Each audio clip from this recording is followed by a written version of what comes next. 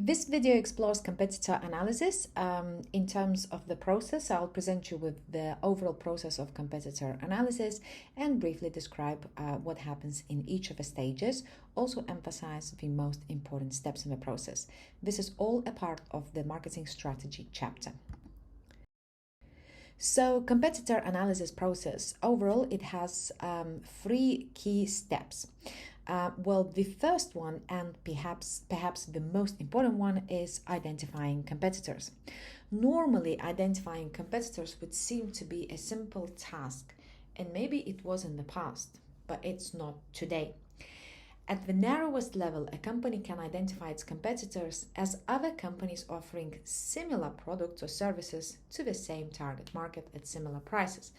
For example, Ritz-Carlton Hotel might see Four Seasons as a major competitor, but would not consider other hotels such as Holiday Inn or Ibis to be their competitors. However, companies face a much wider range of competitors. The company might define its competitors as all companies within the same product. Thus, in these circumstances, Ritz-Carlton would see itself as competing against all other hotels. Finally, and still more broadly, competitors might include all companies that compete for the same money, pounds or euros. So here, Ritz-Carlton would see itself competing with travel and leisure services. And companies must avoid competitor myopia. A company is more likely to be buried by its latent competitors than its current ones. Remember, it wasn't direct competition that put an end to car audio tape cassettes, it was CDs. Another classic example of competitor myopia is the Royal Mail. They are losing money at a rapid speed, but it's not the direct competitors such as FedEx that are the problem, it's simply the use of email and online transactions.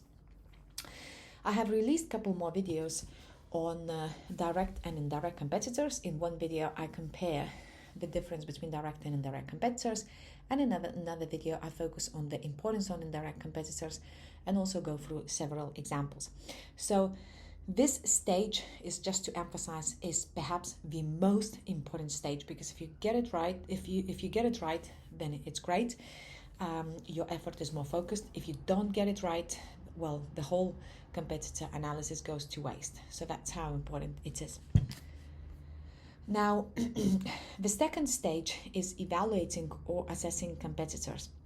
So the first one is to identify or revise competitor objectives. So you want roughly to know the relative importance that competitor places on profitability, market share growth, cash flow, service leadership, and other goals. Knowing a competitor's objectives would tell you whether the competitor is satisfied with the current situation or not, and how it may react to different competitive actions. Another step would be identifying their strategies, perhaps shorter and longer term. In most industries, competitors can be sorted into groups that pursue different strategies. For example, Bosch and Zanussi belong to the same strategic group. Each produces a full line of medium-priced appliances supported by good service. In contrast, Smeg and Miele belong to a different strategic group. They produce a narrower line of higher quality appliances, offer a higher level of service, and they would also charge premium price. So if you enter a strategic group, the members of that group become your key competitors. So you will only be kind of successful if you develop strategies over these competitors, not the others. Then you have assessing competitor strengths and weaknesses. This is to answer some essential questions. What our competitors can do.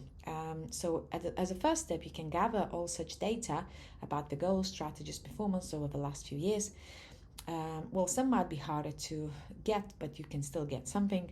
So how do you go about this? You can use secondary data, personal experiences, word of mouth, primary data, and so forth. And the last step in evaluating competitors section would be estimating their reactions. Now that we need to know what will our competitors do. Each competitor has certain philosophy and ideology. They abide to culture and beliefs. Marketeers and brand managers need to understand their competitors' mentality. Each competitor reacts differently. Some are slow, some are fast to react, and so forth. So this is important to understand their reactions. And the final third stage in the competitor analysis is selecting competitors to focus on. In other words, those that you want to deal with. Well, some call it attacking, avoiding. I'm not sure I'm a fan of those words, but let's focus on. So strong or weak competitors. Most companies prefer to compete against probably weak competitors because you need fewer resources, less time, but you may get very little. Even strong competitors have weaknesses, that's important to understand, and succeeding against them often provides greater returns. The aim of customer analysis, customer value analysis, is to determine the benefits the target customers value and the important customer attaches to them. And the other section is close or distant competitors. Well, most companies will compete with close competitors, those that resemble them mostly rather than distant competitors. So Nike competes probably more with Adidas than Timberland. However, it's important to look at more distant or indirect competitors too. Good or bad competitors? Well, a company really needs and benefits from competitors. How? Because competitors may share the cost of market and product development and help legitimize new technologies. They may serve less attractive segments or lead to more product differentiation. Competitors may help you increase total demand, for example, if it's a new product. Starbucks is an example. Some companies prefer to settle around Starbucks. Why? Because when the Starbucks comes to the neighborhoods, the result is new converts to the drinking fold. When all those converts overrun, the independent coffee shops may catch the spillover. So that's one way to look at it. Some competitors are good, while others are bad competitors, if you like. Good play by the rules, bad competitors would break the rules. Think about Volkswagen as an example, where they cheated on diesel emissions. And finally, finding uncontested or new market spaces. So rather than competing head-to-head with established competitors, many competitors seek out unoccupied positions in uncontested marketplaces. They try to create products for which there is no direct competition yet, and sometimes they are referred to like blue ocean strategy, where you aim to eliminate competition. So, for example, Apple CEO, he often talks about like eliminating competition, making competition irrelevant. We're so good at anticipating customer needs that we don't really consider competitors to be as relevant.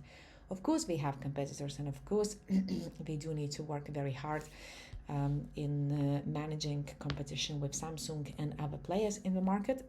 But that's the whole point, to create something so innovative and so desirable for customers that you are almost eliminating competition. So there can be different processes of competitor analysis. That's just one way to look at it, and this is adopted from Jobbers and Kotler's textbooks. But the most important stage would be identifying competitors. And as I said, I've released a couple of videos, so if you wanted, you could have a look. Thank you very much for watching. If you like the content, please hit the like button and subscribe to the channel.